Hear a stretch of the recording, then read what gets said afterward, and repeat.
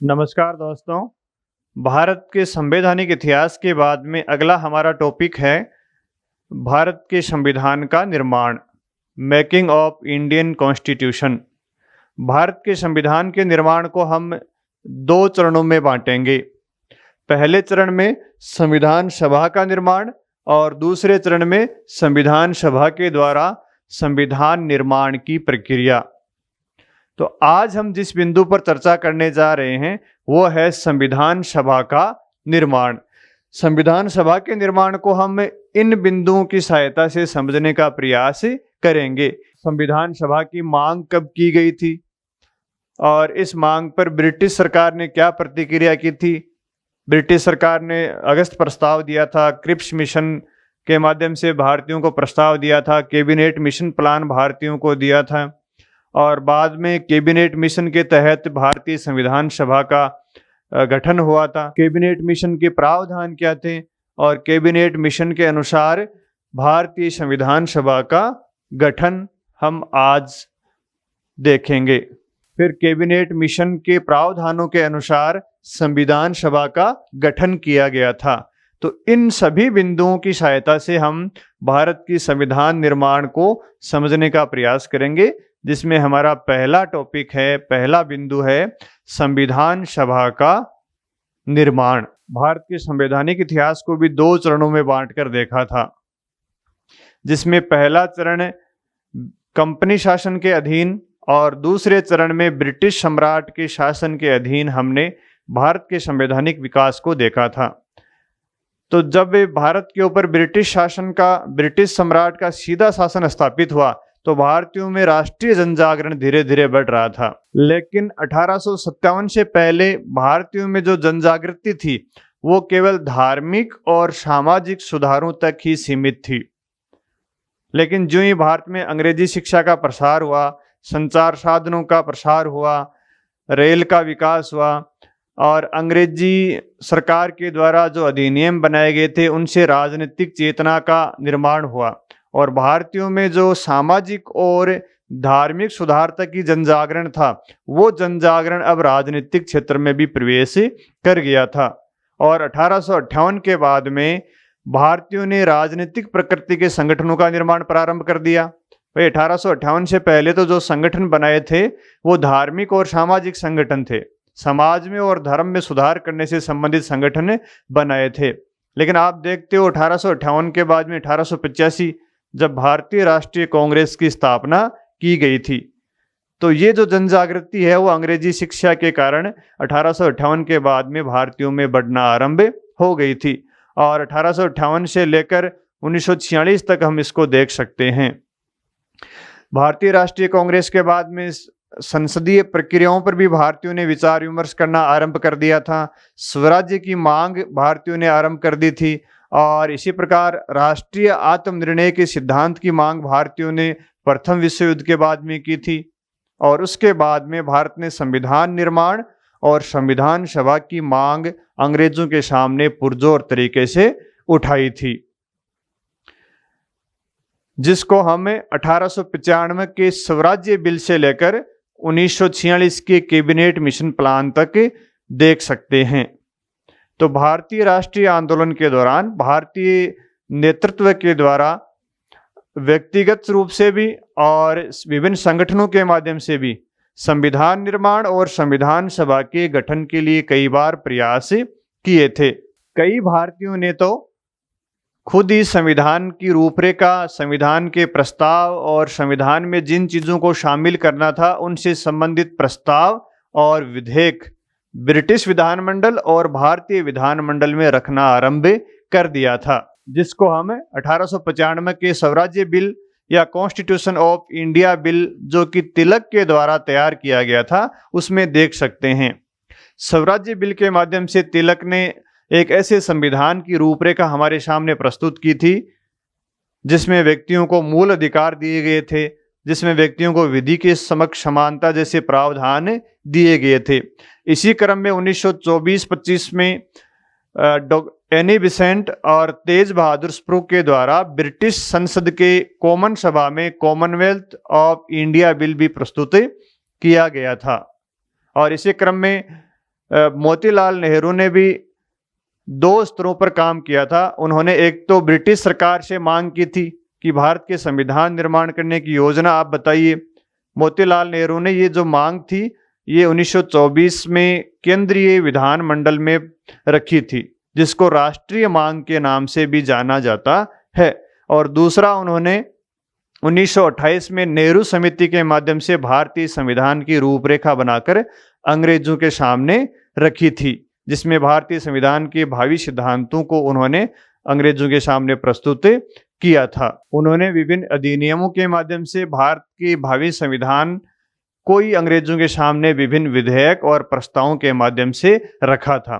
संविधान सभा की सबसे पहले प्रतिध्वनि हमें महात्मा गांधी के वक्तव्य में मिलता है, जो उन्होंने 5 जनवरी 1922 को यंग इंडिया में इंडिपेंडेंस नामक शीर्षक के अंतर्गत दिया था। उन्होंने कहा कि जो स्वराज्य है वो ब्रिटिश पार्लियामेंट से उपहार में हम नहीं लेंगे, वो भारतीयों की पूर्ण आत्म अभिव्यक्ति होगी और भारतीयों के द्वारा निर्वाचित प्रतिनिधियों के माध्यम से अभिव्यक्त किया जाएगा। हालांकि ये जो कथन महात्मा गांधी ने कहा था, इसमें संविधान सभा पदबंध का उपयोग कहीं नहीं किया गया है। संविधान सभा शब्द का प्रयोग उन्होंने नहीं किया, लेकिन संविधान सभा की प्रतिध्वनि हमें यहीं से ही मिलती है।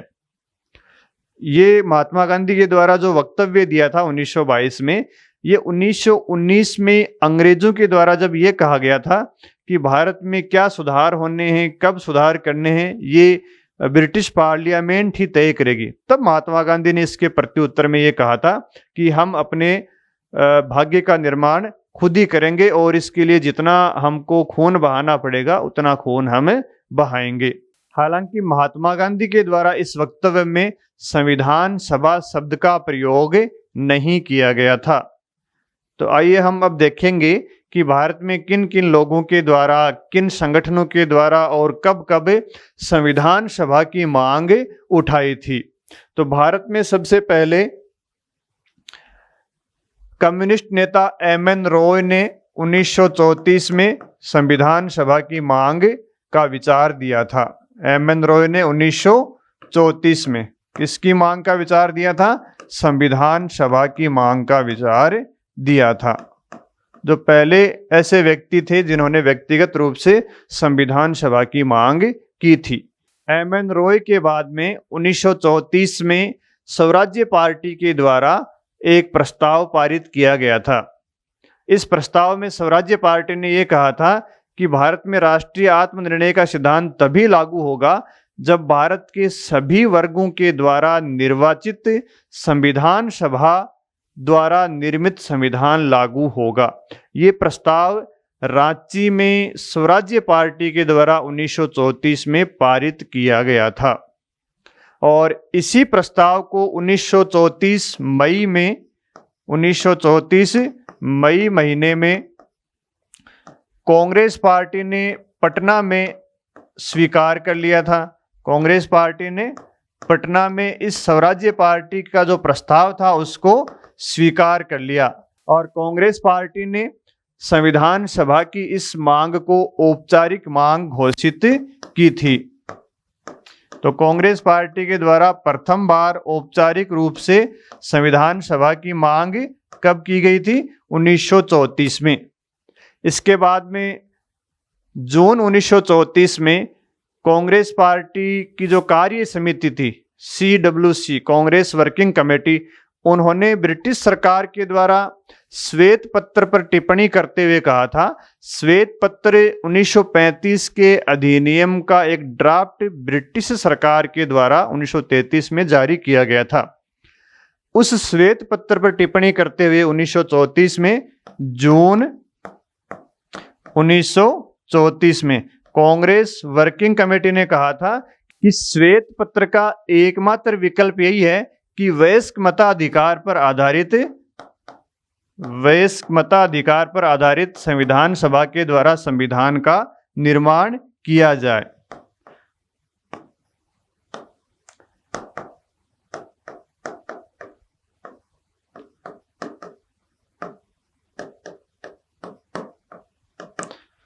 तो ये मांग सबसे पहले कांग्रेस पार्टी की कांग्रेस वर्किंग समिति ने की थी कि वयस्क मताधिकार के आधार पर संविधान सभा द्वारा निर्मित संविधान ही ब्रिटिश सरकार द्वारा जारी किए गए श्वेत पत्र का एकमात्र विकल्प है।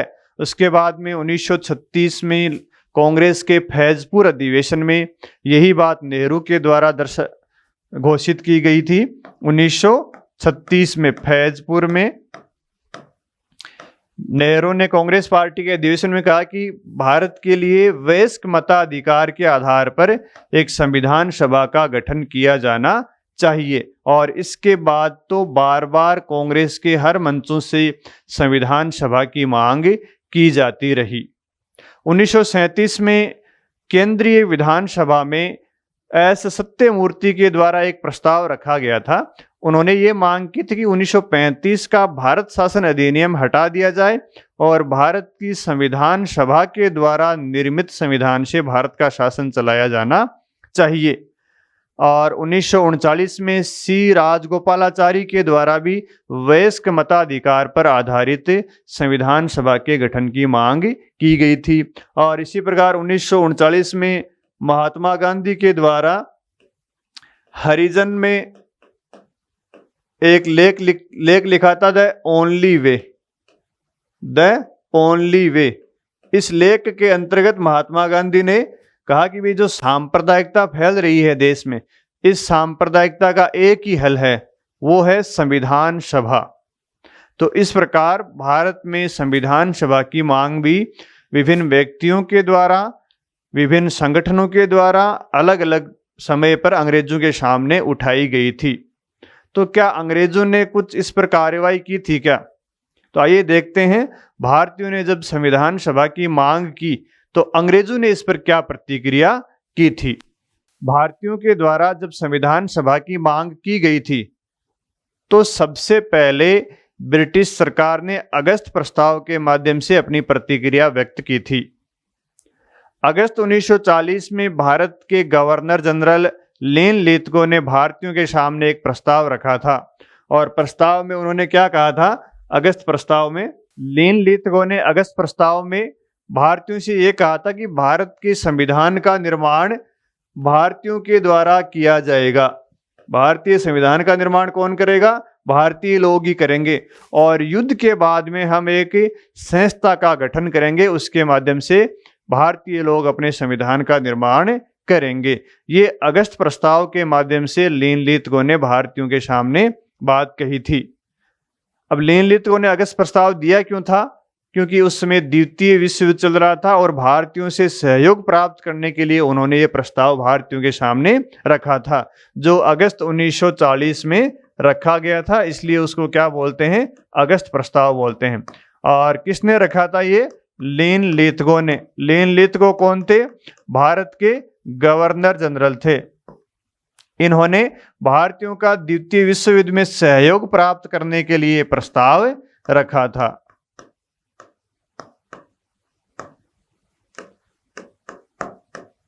और पहली बार अंग्रेजों ने यह स्वीकार किया था कि भारत के संविधान का निर्माण भारतीयों के द्वारा किया जाएगा। लेकिन अगस्त प्रस्ताव को भारत की सभी पार्टियों ने अस्वीकार कर दिया। क्यों?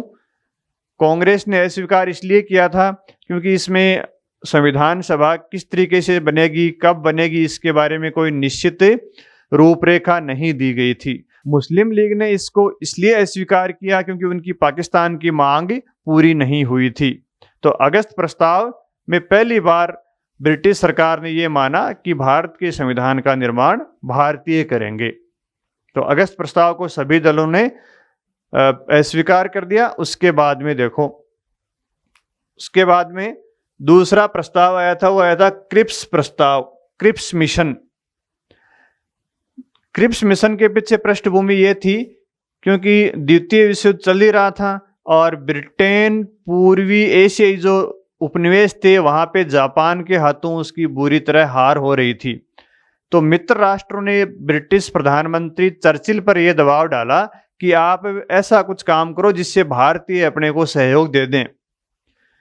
तो चर्चिल ने भारत में राजनीतिक और वैधानिक गतिरोध को दूर करने के लिए अपने युद्धकालीन मंत्रिमंडल के सदस्य स्टैफोर्ड क्रिप्स को भारत भेजा।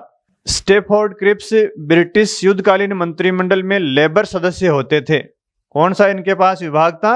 लेबर विभाग था। और ये नेहरू के मित्र थे। नेहरू के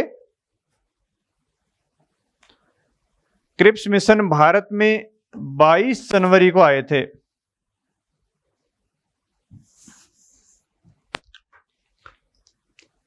सर स्टैफोर्ड क्रिप्स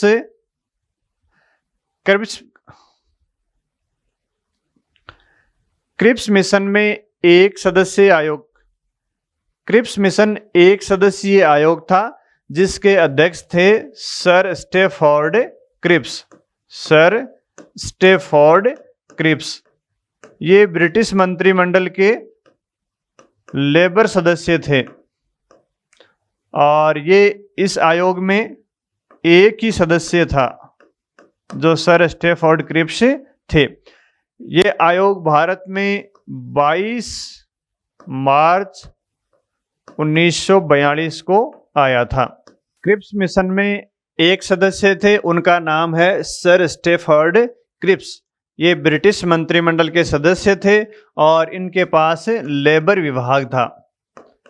तो ये मिशन भारत में 22 मार्च 1942 को पहुंचा था और 30 मार्च को इन्होंने अपनी योजना को प्रकाशित किया था। 30 मार्च 1942 को 30 मार्च 1942 को क्रिप्स मिशन ने जो प्रस्ताव रखा था भारतीयों के सामने, उसमें यह कहा था कि भारत के संविधान का निर्माण एक संविधान सभा के द्वारा किया जाएगा। संविधान का निर्माण एक संविधान सभा के द्वारा किया जाएगा।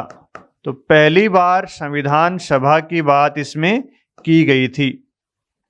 और क्रिप्स मिशन ने यह भी कहा था कि इस संविधान सभा का निर्माण अप्रत्यक्ष निर्वाचन से होगा। संविधान सभा का निर्माण कैसे होगा? अप्रत्यक्ष निर्वाचन से होगा। और संविधान सभा में ब्रिटिश प्रांत और देशी राज्यों की भागीदारी होगी, देशी रियासतों की भागीदारी होगी। ब्रिटिश प्रांतों से जो सदस्य चुने जाएंगे वो अप्रत्यक्ष निर्वाचन से चुने जाएंगे और देशी रियासतों के बारे में उनकी जनसंख्या के आधार पर प्रतिनिधित्व तय किया जाएगा। इस प्रकार क्रिप्स मिशन में पहली बार ये अंग्रेजों के द्वारा स्वीकार किया गया कि भारत के लिए संविधान का निर्माण एक संविधान सभा के द्वारा किया जाएगा। और एक प्रावधान इसमें ऐसा जोड़ दिया था जिसके कारण बाद में इस प्रस्ताव को कांग्रेस ने स्वीकार नहीं किया था। क्रिप्स मिशन में यह प्रस्ताव जोड़ दिया गया था कि जो प्रांत इस संविधान को नहीं मानेंगे उन पर यह लागू नहीं होगा। इसलिए कांग्रेस ने इस प्रस्ताव को अस्वीकार कर दिया था। और दूसरा, कांग्रेस ने इसलिए अस्वीकार किया था, दूसरे कारण क्या है? क्योंकि इसमें भारत की स्वतंत्रता के बारे में कुछ नहीं कहा गया था। और मुस्लिम लीग ने इसको इसलिए अस्वीकार किया था क्योंकि पाकिस्तान की उनकी मांग इसमें नहीं मानी गई थी। तो इस प्रकार क्रिप्स मिशन के द्वारा जो प्रस्ताव दिया गया था उस प्रस्ताव को भी भारतीय प्रमुख राजनीतिक दलों ने अस्वीकार कर दिया था। लेकिन क्रिप्स मिशन का महत्व इसलिए है क्योंकि पहली बार ये स्वीकार किया गया था कि भारत के संविधान का निर्माण भारतीयों के द्वारा निर्मित संविधान सभा के द्वारा किया जाएगा। तो जब क्रिप्स मिशन अस्वीकार कर दिया तो उसके बाद में भारतीयों ने असहयोग आंदोलन छेड़ दिया और 1942 में अंग्रेजों भारत छोड़ो आंदोलन की शुरुआत हुई। लेकिन वो सम्मेलन भी ज़्यादा सफल नहीं हुआ था। इसी दौरान ब्रिटेन में लेबर पार्टी की सरकार निर्वाचित होकर आ गई जिसमें प्रधानमंत्री बने थे क्लीमेंट एटली। क्लीमेंट एटली ने सितंबर 1945 को भारत के लिए एक नीति की घोषणा की थी और उसमें कहा था कि भारत के लिए एक संविधान निर्माण हेतु निकाय का गठन किया जाएगा। और इसी घोषणा के क्रम में क्लीमेंट एटली ने फरवरी 1946 में भारत के लिए कैबिनेट मिशन की घोषणा की थी। तो जो तीसरा प्रयास किया गया था ब्रिटिश सरकार के द्वारा भारत में संविधान सभा के लिए वो है कैबिनेट मिशन कैबिनेट मिशन 1946। तो कैबिनेट मिशन की घोषणा कब की गई थी? फरवरी 1946 में। कैबिनेट मिशन एक 3 सदस्यीय आयोग था जिसमें पैथिक लॉरेंस, एवी अलेक्जेंडर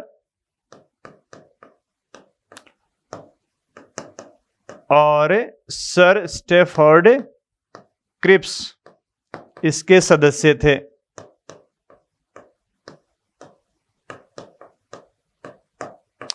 पैथिक लॉरेंस इस मिशन के अध्यक्ष थे और ये भारत सचिव भी थे। पैथिक लॉरेंस कौन थे? भारत सचिव थे या भारत मंत्री भी इनको बोल सकते हैं। ये इस मिशन के अध्यक्ष थे। बाकी 2 सदस्य और थे इसमें। तो ये 3 सदस्यीय आयोग भारत के लिए भेजा गया था और ये आयोग 24 मार्च 1946 को भारत पहुंचा था। 24 मार्च 1946 को। इस आयोग का गठन ब्रिटिश सरकार ने इसलिए किया था ताकि भारत में आज़ादी और संविधान सभा से संबंधित प्रश्नों को, संविधान निर्माण से संबंधित समस्याओं को सुलझा सकें। और इस आयोग को एक महत्वपूर्ण काम ये दिया गया था कि ये भारत में जाकर ऐसी मशीनरी स्थापित करे ताकि भारतीय लोग अपने संविधान का निर्माण करने में सक्षम हों। दूसरा काम इसको ये दिया गया था कि ये मुस्लिम लीग और कांग्रेस के बीच में समझौता करवा दें, क्योंकि सांप्रदायिकता के कारण मुस्लिम लीग और कांग्रेस के मध्य विभाजन बढ़ता जा रहा था। दोनों के मध्य आज़ादी को लेकर और संविधान सभा को लेकर इतने मतभेद बढ़ चुके थे। कांग्रेस चाहती थी कि भारत में एक ही संविधान सभा बने, मुस्लिम लीग चाहती थी कि 2 संविधान सभा बनाए जाए। कांग्रेस चाहती थी कि भारत को जल्द से जल्द स्वतंत्रता प्रदान की जाए और मुस्लिम लीग चाहती थी कि पहले पाकिस्तान का निर्माण किया जाए। तो इस प्रकार बहुत सारे मुद्दे दोनों के सामने मतभेद को लेकर थे। तो कैबिनेट मिशन को यह काम भी दिया गया था कि आप मुस्लिम लीग और कांग्रेस के मध्य जो मुद्दे हैं उनको सुलझाइए और भारत में ऐसी परिस्थिति पैदा कीजिए जिससे भारतीय अपने संविधान का निर्माण कर सकें और भारत को शांतिपूर्ण तरीके से कैसे सत्ता का स्थानांतरण किया जाए, इस बात की खोज करने का काम कैबिनेट मिशन को दिया गया था। तो कैबिनेट मिशन भारत पहुंचा 24 मार्च को और 24 मार्च के बाद में इन्होंने भारतीय नेताओं के साथ विचार विमर्श किया, मुद्दों को सुलझाने का प्रयास किया, लेकिन कोई बात नहीं बनी थी। तो आखिरकार फिर 16 मई 1946 को कैबिनेट मिशन ने अपने प्रस्ताव भारतीयों के सामने रख दिए थे। 16 मई 1946 को 16 मई 1946 को जब कैबिनेट मिशन ने अपने प्रस्तावों की घोषणा की थी तो उसमें क्या क्या प्रस्ताव हैं, आइए देखते हैं। पहला प्रस्ताव है कि भारत के लिए एक संविधान निर्मात्री सभा का गठन किया जाएगा। संविधान सभा या संविधान निर्मात्री सभा का गठन का प्रावधान इसमें किया गया था। और संविधान निर्मात्री सभा का गठन कैसे किया जाएगा? अप्रत्यक्ष निर्वाचन के द्वारा किया जाएगा। किस प्रकार किया जाएगा? अप्रत्यक्ष निर्वाचन के माध्यम से किया जाएगा, यानी सार्वभौम मताधिकार के आधार पर नहीं किया जाएगा। सार्वभौम मताधिकार को इसलिए मना किया गया था क्योंकि इससे टाइम बहुत ज़्यादा लगता, सभी लोग मतदान प्रक्रिया में शामिल होते। भारत की आम जनता 40 करोड़ में से जितने मतदाता थे 15, 20, 25 करोड़, तो उसमें टाइम लगता। उसके कारण संविधान निर्माण की प्रक्रिया और आगे बढ़ जाती। इसलिए सार्वभौम मताधिकार की जगह अप्रत्यक्ष निर्वाचन के द्वारा संविधान सभा के निर्माण की बात कही थी। संविधान सभा में 389 सदस्य निर्धारित किए गए थे। कैबिनेट मिशन के द्वारा कहा गया था कि संविधान सभा में 389 सदस्य होंगे। 389 सदस्यों में से कुछ सदस्य ब्रिटिश प्रांतों से होंगे, 292 सदस्य, 4 सदस्य चीफ कमिश्नर प्रांत से होंगे और 93 सदस्य देशी रियासतों से होंगे। कैबिनेट मिशन के द्वारा टोटल सदस्य कितने बताए गए थे संविधान सभा में? 389। उसमें से 292 सदस्य ब्रिटिश प्रांतों से आएंगे 4 सदस्य चीफ कमिश्नर प्रांत से आएंगे और 93 सदस्य देशी रियासतों से आएंगे। इन सभी राज्यों को, प्रांतों को, देशी रियासतों को और चीफ कमिश्नरों को जो सदस्यों का बंटवारा किया गया है वो जनसंख्या के आधार पर किया गया है। तो आप यहाँ देख रहे हो ब्रिटिश प्रांत को 292 सदस्य दिए, यानी उसमें 11 ब्रिटिश प्रांत थे, 4 चीफ कमिश्नर प्रांत थे और देशी रियासतें 500 लगभग देशी रियासतें थी। तो इनको ये सीटों का आवंटन किस आधार पर किया गया है? जनसंख्या के आधार पर किया गया है। प्रति 10 लाख की जनसंख्या पर एक सीट दी गई है। एक सीट के लिए कितनी जनसंख्या होनी चाहिए? 10 लाख की जनसंख्या पर एक सीट का निर्धारण किया गया है। और जब भारत आजाद हुआ था उसमें भारत की जनसंख्या कितनी थी? 40 करोड़ थी। तो इस प्रकार ये सीटें भी लगभग 400 के लगभग हैं, यानी 10 लाख पर एक सीट प्रदान की गई थी।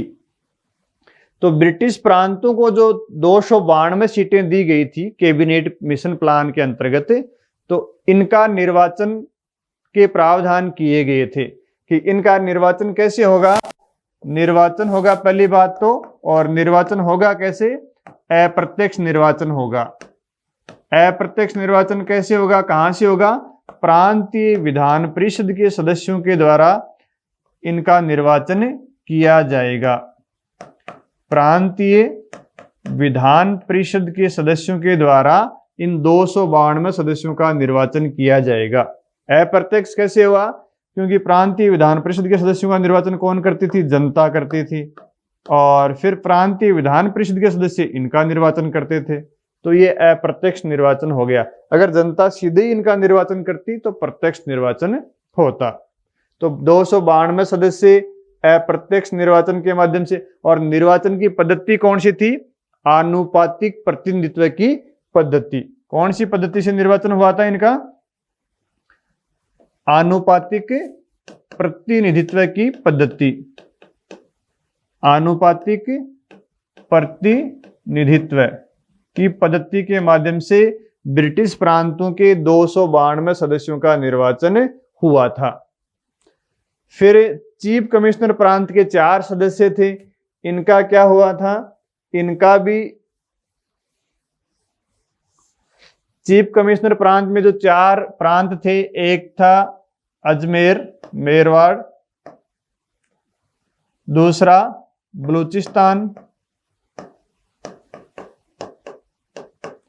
तीसरा कुर्ग और चौथा दिल्ली। ये 4 चीफ कमिश्नर प्रांत थे। इनको अपन ABCD भी बोल सकते हैं। अजमेर यानी A, बलूचिस्तान यानी B, कुर्ग यानी C, D का मतलब दिल्ली। तो चीफ कमिश्नर प्रांत कौन थे? A, B, C और D, ये 4 प्रांत थे। तो इन 4 प्रांतों में जो संविधान सभा के सदस्य थे, एक एक सीटें इनको दी गई थी। अजमेर को 1 सीट दी थी, बलूचिस्तान को 1 सीट दी थी, कुर्ग को 1 सीट दी थी, दिल्ली को 1 सीट दी थी। यानी ABCD को कितनी सीटें दी गई थी? 1-1 सीट दी गई थी। तो इसमें से जो कुर्ग था उसके लिए तो ये निर्धारित किया गया था कि इसके सदस्य का निर्वाचन जैसे ब्रिटिश प्रांतों के सदस्यों का निर्वाचन होना है अप्रत्यक्ष तरीके से वहां की विधान परिषद से, वैसे इसका निर्वाचन होना है। यानी इसका निर्वाचन तो अप्रत्यक्ष तरीके से आनुपातिक प्रतिनिधित्व की प्रणाली से होना है। कुर्ग के संविधान सभा के सदस्य का तो, बाकी जो अजमेर, बलूचिस्तान और दिल्ली के जो सदस्य थे, यहां से जो सदस्य केंद्रीय विधानमंडल के सदस्य थे वही संविधान सभा के सदस्य बनने थे। यानी अजमेर से 1 सदस्य केंद्रीय लेजिस्लेटिव असेंबली में था, यानी केंद्रीय विधानमंडल का सदस्य था। दिल्ली का भी 1 सदस्य केंद्रीय विधानमंडल का सदस्य था। बलूचिस्तान का भी 1 सदस्य केंद्रीय विधानमंडल का सदस्य था। तो जो केंद्रीय विधानमंडल के सदस्य थे उन्हीं को इन प्रांतों के लिए संविधान सभा का सदस्य रख लिया।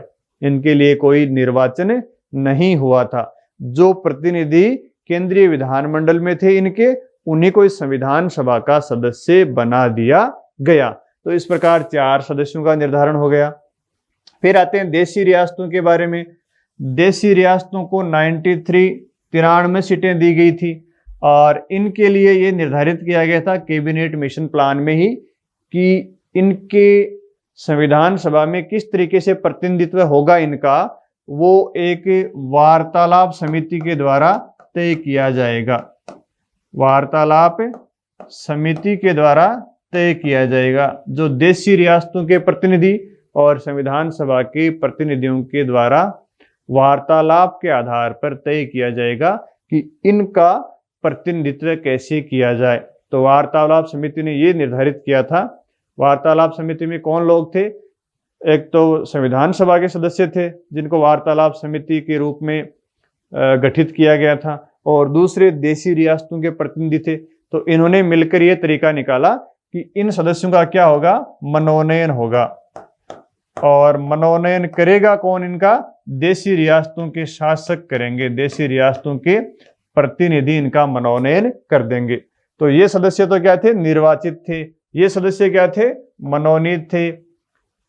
तो इस प्रकार संविधान सभा का स्वरूप निर्वाचित सदस्य भी थे और मनोनीत सदस्य भी थे। दोनों ही प्रकार के सदस्य संविधान सभा में थे। तो एक प्रावधान तो कैबिनेट मिशन का ये हो गया कि संविधान सभा में 389 सदस्य होंगे, कहां कहां से कितने होंगे, और सदस्यों का निर्वाचन कैसे होगा?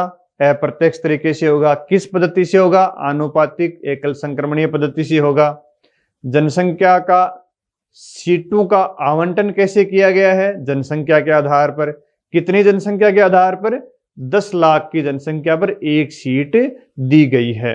फिर कैबिनेट मिशन का जो दूसरा प्रावधान था वो ये था कि जो प्रांतों को सीटें आवंटित की गई हैं ये 3 समुदायों में विभाजित की जाएंगी। ब्रिटिश प्रांतों को 292 जो सीटें दी गई हैं, ब्रिटिश प्रांतों को कितनी सीटें दी गई हैं?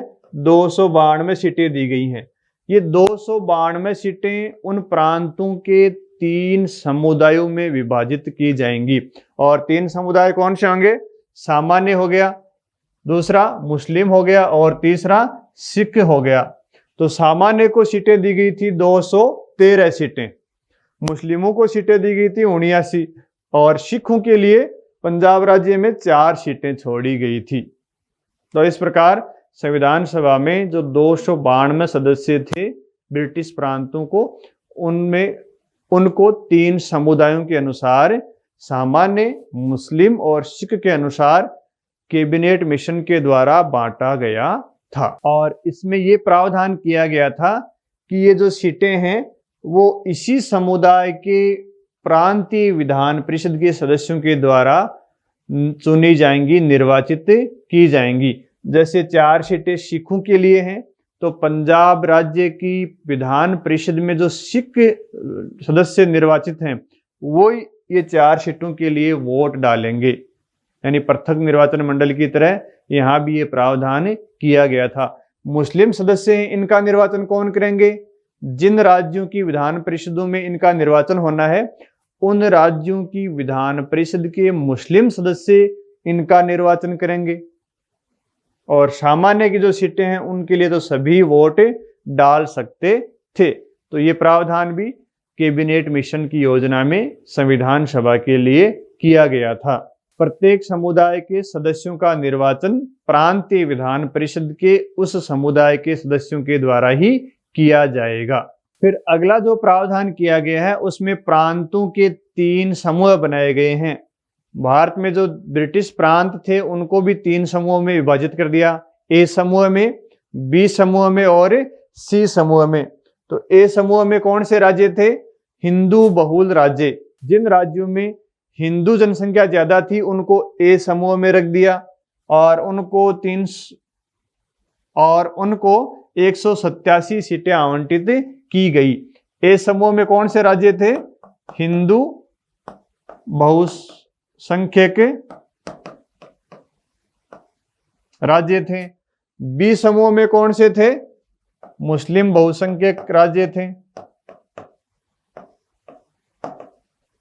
और सी समूह में कौन से राज्य थे? यहां भी मुस्लिम बहुसंख्यक राज्य थे। ये राज्य कौन से थे? पूर्वी पाकिस्तान की तरफ। ये राज्य कौन से थे? पूर्व की तरफ वाले। और ये राज्य कौन से थे? पश्चिम की तरफ वाले। समूह बी में मुस्लिम बहुल राज्य थे, जैसे पंजाब, सिंध और उत्तरी पश्चिमी सीमांत प्रांत। जो पाकिस्तान की आज जो पाकिस्तान है उधर जो राज्य थे उनको बी समूह में रख दिया, लेकिन ये मुस्लिम बहुल राज्य थे, इनको 35 सीटें दी गई थी। और आज जहां बांग्लादेश है उस तरफ जो राज्य थे मुस्लिम बहुल, उनको सी समूह में रख दिया, उनको 70 सीटें दी गई थी। तो इस प्रकार प्रांतों को भी जनसंख्या के आधार पर कि हिंदू बहुल राज्य हैं या मुस्लिम बहुल राज्य हैं, किस तरफ स्थित हैं, इसके आधार पर 3 समूह में विभाजित कर दिया। ये प्रावधान भी कैबिनेट मिशन में किया गया था। और इसके साथ ये बात जोड़ी गई थी कि पहले ये प्रांत अपने अपने प्रांत का संविधान बनाएंगे, फिर अपने समूह का संविधान बनाएंगे। ये राज्य भी अपने प्रांतों का संविधान बनाएंगे, फिर अपने बी समूह का संविधान बनाएंगे। ये राज्य भी अपने प्रांतों का संविधान बनाएंगे, फिर सी समूह का संविधान बनाएंगे। और जब ये अपने प्रांतों का संविधान बना लेंगे, समूह का संविधान बना लेंगे, उसके बाद में ये संघीय संविधान का निर्माण करेंगे, जिसमें देशी रियासतें भी शामिल होंगी। यानी प्रांतीय संविधान बनाने के बाद में समूह का संविधान बनाएंगे, और समूह का संविधान बनाने के लिए संघीय संविधान का निर्माण देशी रियासतों के साथ मिलकर बनाएंगे। तो ये तीसरा प्रावधान कैबिनेट मिशन योजना में किया गया था। तो इस प्रकार भारत में संविधान सभा की ये सदस्य अलग अलग प्रांतों में और अलग अलग समुदायों में बांटी गई थी। अगला जो प्रावधान किया गया है कैबिनेट मिशन में, वो कहा गया कि जब तक भारत के संविधान का निर्माण नहीं हो जाता, भारत की अंतरिम सरकार का गठन किया जाएगा। कि जब तक नए संविधान से शासित नहीं होंगे तब तक किसका निर्माण किया जाएगा? एक 14 सदस्यीय अंतरिम सरकार का गठन किया जाएगा। और एक लास्ट प्रावधान ये किया गया था कि भारतीय संघ का निर्माण किया जाएगा। भारतीय संघ की बात भी कैबिनेट मिशन में की गई थी, जिसमें ब्रिटिश प्रांत और देशी रियासत शामिल होंगे। ब्रिटिश प्रांत और देशी रियासत भारतीय संघ में शामिल होंगी। तो ये सारे प्रावधान कैबिनेट मिशन के द्वारा भारत की संविधान सभा के निर्माण हेतु किए गए थे। लेकिन इसमें पाकिस्तान की मांग स्वीकार नहीं की गई थी। कैबिनेट मिशन के प्रावधान हमने देख लिए, हमने संविधान सभा की मांग देख ली, ब्रिटिश सरकार की प्रतिक्रिया देख ली, और कैबिनेट मिशन के प्रावधान देख लिए। और फिर अब देखेंगे संविधान सभा का गठन, यानी कैबिनेट मिशन में जो प्रावधान किए गए थे उनके अनुसार संविधान सभा का गठन कैसे हुआ। तो संविधान सभा के गठन के लिए पहले तो प्रांतीय विधान परिषदों के चुनाव हुए, और प्रांतीय विधान परिषदों के जब चुनाव हो गए तो जुलाई अगस्त में संविधान सभा के निर्वाचन हेतु चुनाव करवाए गए थे। और ये चुनाव हुए थे प्रांतीय विधान परिषद के सदस्यों के द्वारा। संविधान सभा में जो सदस्य चुने गए थे उनमें मत किसने डाला था, वोट किसने किया था? प्रांतीय विधान परिषदों के सदस्यों ने किए थे। तो जुलाई अगस्त 1946 को प्रांतीय विधान मंडलों के द्वारा संविधान सभा के लिए निर्वाचन हुए थे। इस निर्वाचन में कांग्रेस को 208 सीटें मिली थी। निर्वाचन कितनी सीटों के लिए हुआ था? 296 सीटों के लिए। निर्वाचन 296 सीटों के लिए हुआ था। और निर्वाचन में कांग्रेस को कितनी सीटें मिली थी? 208 सीटें। मुस्लिम लीग को 73 सीटें मिली थी। यूनियनिस्ट पार्टी को 3 सीटें मिली थी। कम्युनिस्ट पार्टी को 1 सीट मिली थी। सिखों को 1 सीट मिली थी। अनुसूचित जाति संघ को 1 सीट मिली थी। और कृषक प्रजा पार्टी को 1 सीट इसमें मिली थी, जबकि निर्दलियों की संख्या इसमें 8 थी। इस प्रकार जुलाई अगस्त में जब संविधान सभा के लिए निर्वाचन हुए तो ये सीटें सभी दलों को प्राप्त हुई थी। आप देख रहे हो सबसे अधिक सीटें किसको मिली थी? कांग्रेस को मिली थी। और मुस्लिम लीग को बहुत कम सीटें मिली। तो मुस्लिम लीग को जब बहुत कम सीटें मिली तो मुस्लिम लीग के साथ समस्या हुई और उन्होंने अंतरिम सरकार में शामिल होने से मना कर दिया था। जब संविधान सभा की सीटों की संख्या देखी मुस्लिम लीग ने, उनको सीटें कम प्राप्त हुई, तो उनको लगा कि भाई भारत में अपने साथ समस्या होने वाली है, हमारा यहाँ प्रतिनिधित्व नहीं होगा। तो उन्होंने फिर अंतरिम सरकार में शामिल होने से मना कर दिया और संविधान सभा में भी शामिल होने से मना कर दिया। मुस्लिम लीग को जब सीटें कम प्राप्त हुई तो इसका प्रभाव क्या पड़ा? मुस्लिम लीग ने अंतरिम सरकार और संविधान सभा में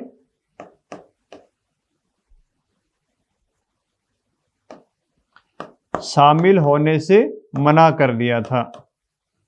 हालांकि मुस्लिम लीग ने अंतरिम सरकार में बाद में शामिल होने का निर्णय किया था। जब अंतरिम सरकार का गठन किया गया था 2 सितंबर 1946 को, तो पहले तो मुस्लिम लीग ने मना कर दिया, फिर बाद में सोचा कि हम मंत्रिमंडल में शामिल होकर इस सरकार के कामकाज को बाधित करेंगे। तो बाद में अक्टूबर 1946 में मुस्लिम लीग अंतरिम सरकार में तो शामिल हो गई। लेकिन जब संविधान सभा की प्रथम बैठक हुई 9 दिसंबर 1946 को, तब उन्होंने संविधान सभा में शामिल होने से इनकार कर दिया और लगातार उन्होंने संविधान सभा का बहिष्कार किया। तो जब कई बैठकें हो गई, मुस्लिम लीग के सदस्य जो निर्वाचित हुए थे वो संविधान सभा में शामिल नहीं हुए, तो ब्रिटिश सरकार ने ये घोषणा की कि भाई ये जो संविधान बन रहा है इस संविधान सभा के द्वारा, ये मुस्लिम बहुल प्रांतों पर लागू नहीं होगा। ये घोषणा ब्रिटिश सरकार के द्वारा कर दी गई थी। मुस्लिम लीग ने संविधान सभा में और अंतरिम सरकार में शामिल होने से इसलिए मना किया था क्योंकि उनकी पाकिस्तान की जो मांग थी वो पूरी नहीं हुई थी। इसलिए उन्होंने दूसरी संविधान सभा की मांग करते हुए लगातार संविधान सभा का बहिष्कार किया था। फरवरी 1946 में, इसी दौरान फरवरी 1947 में ब्रिटिश प्रधानमंत्री क्लीमेंट एटली ने यह घोषणा की थी कि हम 30 जून 1948 तक भारतीयों को सत्ता सौंप देंगे। 30 जून 1948 की डेडलाइन दे दी उन्होंने, कहा कि 30 जून तक हम भारत को सत्ता हस्तांतरित कर देंगे। और इसके लिए उन्होंने पहले तो भारत के लिए नए गवर्नर जनरल की नियुक्ति की, जिसका नाम था लॉर्ड माउंटबेटन। लॉर्ड माउंटबेटन को भारत इसलिए भेजा गया था कि भारत में शांतिपूर्ण तरीके से सत्ता हस्तांतरित की जा सके। तो माउंटबेटन को भारत का गवर्नर जनरल बनाते हुए क्लेमेंट एटली ने जब बुलाया और कहा कि आपको यथासंभव ये कोशिश करनी है कि भारत का विभाजन नहीं हो, लेकिन फिर भी आप परिस्थितियों के अनुसार निर्णय कर सकते हैं। तो लॉर्ड माउंटबेटन भारत आए और उन्होंने लगातार भारतीय नेताओं के साथ, मुस्लिम लीग के साथ विचार विमर्श किया और संविधान सभा में शामिल होने का आग्रह किया, विभाजन की जिद छोड़ने की आग्रह की, लेकिन फिर भी बात नहीं बनी। तो उन्होंने 3 जून की अपनी घोषणा की, जिसको माउंटबेटन योजना भी कहते हैं, 3 जून योजना भी उसको कहते हैं। 3 जून योजना में माउंटबेटन ने विभाजन के साथ सत्ता हस्तांतरण की बात प्रस्ताव रखा था। विभाजन के साथ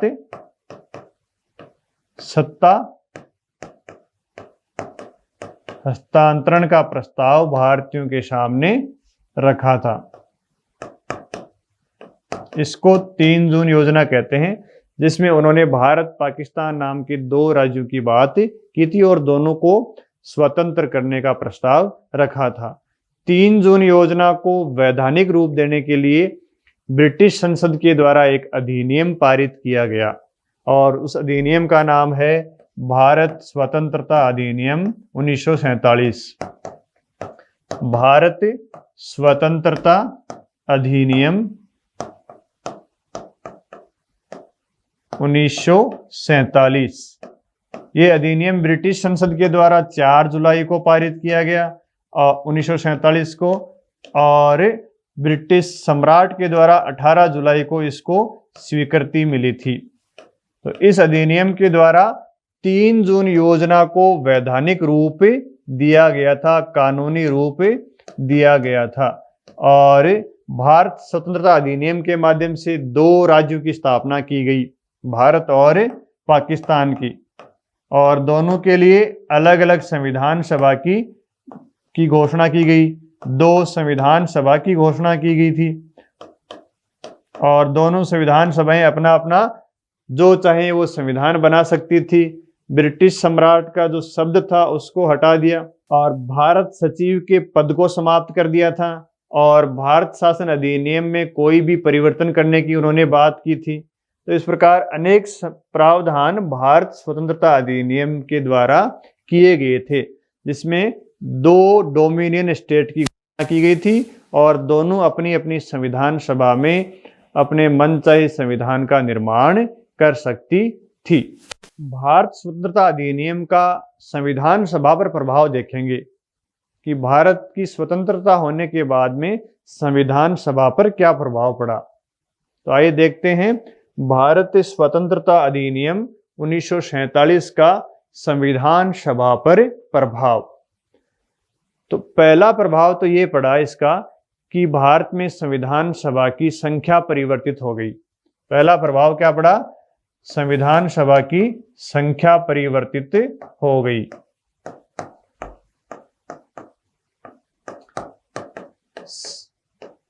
संविधान सभा की संख्या परिवर्तित होकर कितनी हो गई? अब 318 हो गई।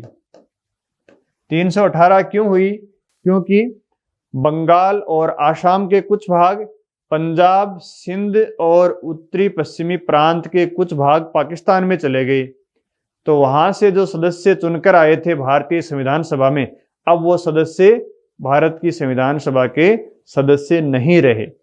और 1947 के भारत स्वतंत्रता अधिनियम में ये प्रावधान भी किया गया था कि बंगाल, आसाम, पंजाब, इनसे दोबारा संविधान सभा के सदस्यों का निर्वाचन होगा।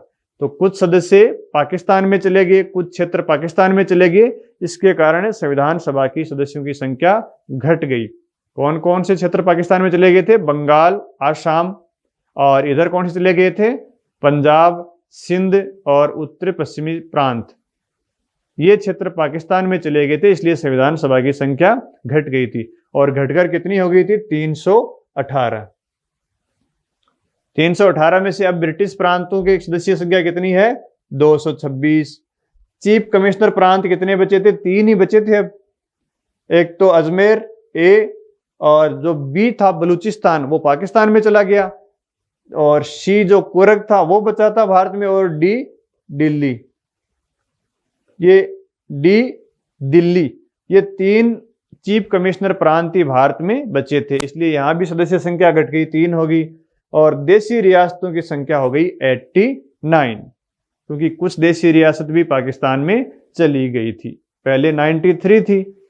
इस प्रकार भारत स्वतंत्रता अधिनियम का पहला प्रभाव पड़ा संविधान सभा की संख्या पर, और संविधान सभा की संख्या कितनी बची? 318 बची। दूसरा प्रभाव पड़ा, भारत की संविधान सभा अब संप्रभु निकाय हो गई। भारत की संविधान सभा क्या हो गई? संप्रभु निकाय हो गई। संप्रभु निकाय होने का मतलब है भारत की संविधान सभा अब कोई भी संविधान बना सकती है, उसको ब्रिटिश संसद से पूछने की आवश्यकता नहीं है। भारत अब ब्रिटेन के अधीन नहीं रहा, क्योंकि भारत को आजादी मिल गई थी। तो भारत की संविधान सभा के पास ये अधिकार आ गया कि वो कोई भी संविधान बना सकती है। 1935 के भारत शासन अधिनियम में भी कोई परिवर्तन कर सकती है, क्योंकि 1947 के भारत स्वतंत्रता अधिनियम से पहले संविधान सभा को यह अधिकार नहीं था कि वो 1935 के शासन अधिनियम में परिवर्तन कर दे। उसमें परिवर्तन करने का अधिकार पहले किसके पास था? ब्रिटिश संसद के पास था, जो हमने 1935 के शासन अधिनियम में पढ़ा था कि इसमें भी ब्रिटिश संसद की सर्वोच्चता स्थापित की गई है। अब इस अधिनियम से ब्रिटिश संसद की सर्वोच्चता खत्म हो गई है। सर्वोच्चता किसके पास आ गई है? भारत की संविधान सभा के पास सर्वोच्चता आ गई है। इसलिए संविधान सभा अब क्या बन गई? संप्रभु बन गई। संप्रभु बनने का मतलब आजाद हो गई, स्वतंत्र हो गई। अब संविधान बनाने के लिए किसी से पूछने की आवश्यकता नहीं है। यानी संविधान सभा अब खुद की मालिक हो गई थी, उसका कोई और मालिक नहीं था। न तो ब्रिटिश सम्राट था, न ब्रिटिश गवर्नर जनरल था, न ब्रिटेन की संसद थी। तो इसको क्या बोलते हैं? संप्रभु निकाय। तो दूसरा प्रभाव यह पड़ा। तीसरा प्रभाव क्या पड़ा? अब भारत स्वतंत्र हो गया तो भारत के लिए एक कानून निर्माण करने वाली संस्था के रूप में भी संविधान सभा का उद्भव हुआ था, क्योंकि इतने दिन तो भारत के लिए कानून कौन बनाता था? ब्रिटिश संसद बनाती थी। अब चूंकि भारत स्वतंत्र हो गया, इसलिए भारत के लिए ब्रिटिश संसद तो कानून बना नहीं सकती, तो भारत के लिए भी एक कानून बनाने वाली संस्था की आवश्यकता पड़ती है। तो अब संविधान सभा संविधान निर्माण के साथ साथ कानून निर्माण या विधि निर्माण वाली संस्था भी बन गई। संविधान सभा क्या बन गई? अभी विधि निर्माण की संस्था भी बन गई, या इसको बोल सकते हैं भारत की विधायिका भी ये बन गई, या भारत की व्यवस्थापिका बन गई, या भारत की संसद की तरह भी ये काम करने लगी। तो 1947 के भारत सरकार अधिनियम का संविधान सभा पर ये 3 प्रभाव पड़े। संविधान सभा की संख्या कम हो गई 318, संविधान सभा संप्रभु निकाय हो गई, आजाद हो गई, किसी के अधीन नहीं है, और तीसरा प्रभाव पड़ा संविधान सभा संविधान निर्माण का भी कार्य करेगी और विधायिका के रूप में भारत के लिए कानून निर्माण करने का भी कार्य करेगी। यानी इसका अब डबल काम हो गया, संविधान निर्माण करना और कानून का निर्माण करना। संविधान का निर्माण करती थी संविधान सभा, तब अलग दिन बैठती थी। जब भारत की विधायिका की तरह कार्य करने लगी, तब अलग दिन बैठती थी। दोनों की पृथक पृथक दिन बैठक होती थी। तो अभी तक हमने क्या देखा? कैबिनेट मिशन के अंतर्गत भारत की संविधान सभा की संख्या 389 थी, और उसके बाद में हमने 1947 में भारत स्वतंत्रता अधिनियम के बाद में संविधान सभा की संख्या देख ली, 318 हो गई। अब हम देखेंगे 26 नवंबर 1949 को संविधान सभा की संख्या कितनी थी। तो 26 नवंबर 1949 को संविधान सभा की संख्या थी 324। तो ये संख्या बढ़ कैसे गई? क्योंकि भारत विभाजन के कारण तो संख्या घट गई थी। कुछ क्षेत्र पाकिस्तान में चले गए थे, तो वहां से जो सदस्य चुनकर आए थे वो भी पाकिस्तान में चले गए। लेकिन ये संख्या बढ़ कैसे गई? क्योंकि बीच बीच में बंगाल और पंजाब में 6 सदस्यों की संख्या बढ़ाई गई थी। बंगाल में 2 सदस्यों की संख्या बढ़ा दी थी संविधान सभा ने, और पंजाब में 6 सदस्यों की संख्या में बढ़ोतरी की थी। इसलिए संख्या 318 से 324 हो गई है। तो पहले जो 1947 में 326 संख्या, 1947 में पहले जो संख्या 226 थी, वो अब कितनी हो गई है? 232 हो गई है। क्योंकि 2 सदस्य तो बंगाल में बढ़ गए, 4 सदस्य कहाँ बढ़ गए? पंजाब में, तो 6 सदस्य हो गए। 1947 में कितने सदस्य थे? 226। तो ये टोटल कितने हो गए? 232 हो गए।